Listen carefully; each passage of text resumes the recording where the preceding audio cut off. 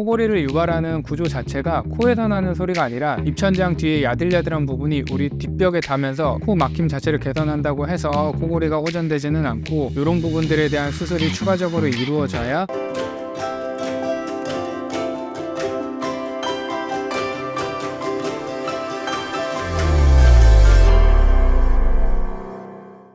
안녕하세요, 닥터공TV 용주입니다. 이번 영상에서는 기능코 성형을 받으러 오시는 분들 중에 종종 하시는 질문 중에 하나가, 기능코 성형을 해서 코막힘을 좀 호전시키면 코골이가 좋아지지 않습니까? 이렇게 말씀하시는 분들이 많은데, 이번 영상에서는 기능코 성형 혹은 비중격 교정술, 코골이 혹은 수면무호흡과의 관계에 대해서 조금 설명드려 보도록 하겠습니다. 우선 결론적으로 말씀드리면, 기능코 성형을 하거나 비중격 망곡증을 수술을 해서 코의 환기나 코 숨쉬는 기능을 늘려놓는다고 하면 코골이가 없어지느냐? 그렇지 않습니다. 왜냐하면 코골이를 유발하는 구조 자체가 코에서 나는 소리가 아니라 입천장 뒤에 야들야들한 부분이 우리 뒷벽에 닿으면서 그 부분이 진동하면서 드르렁 하고 이제 코골이를 하는 거기 때문에, 코 수술을 한다고 해도 그 부분에 진동이 계속 남아있고 그 기도가 좁아지는 부분이 남아있다면 코골이는 지속될 수밖에 없습니다. 물론 연구개 부분, 아까 말씀드린 그 부분 말고도 혓불이나 후두덮개 이런 부분들에서도 코골이가 나타날 수는 있지만, 어쨌든 비중격 망곡이 있어서 코막힘이 있다고 해서 이걸 교정한다고 해서 그런 진동하는 부분들이 없어지는 것은 아니기 때문에, 기능코 성형을 한다거나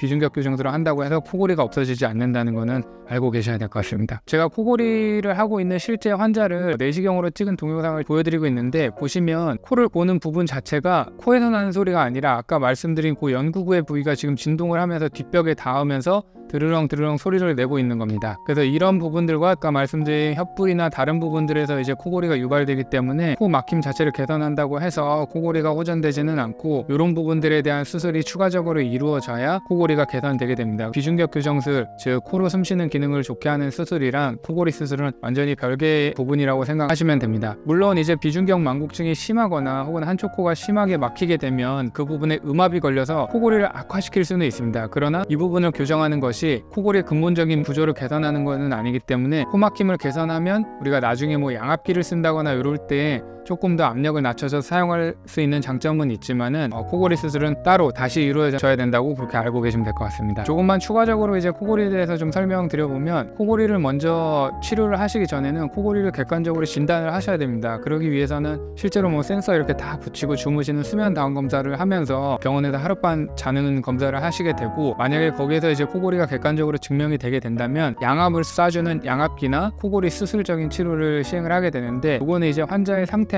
상황에 따라서 적절한 치료법을 선택을 해서 시행을 하게 됩니다. 일반적으로 수술적인 치료는 아까 말씀드린 부분, 그 연구개 부분에서 코골이를 유발하는 경우가 가장 많기 때문에 이 부분을 수술하게 되는 경우가 많은데, 주로 이제 편도로 양측을 절제하고 편도가 제거되니까 그 부분의 공간이 조금 더 열리고, 또 연구개 조직을 조금 일부 절제해서 뒤로 들어가는 호흡 기도를 좀 넓혀주는 수술 방법을 주로 시행을 하게 되고, 요거는 이제 수술적인 치료나 양압기 치료나 요 선택하는 데 있어서는 환자의 수면다운 검사 수치나 혹은 또 환자의 상태, 환자의 회복적 구조를 고려해서 치료 방침을 결정을 하게 됩니다. 네, 이번 영상에서는 기능코 성형을 해서 코골이를 없앨 수 있냐, 요 질문에 대해서 답변을 드렸는데, 추가로 궁금하신 사항이 있거나 질문 사항이 있으시면 댓글을 통해서 남겨주시면 바로 답변 드릴 수 있도록 하겠습니다.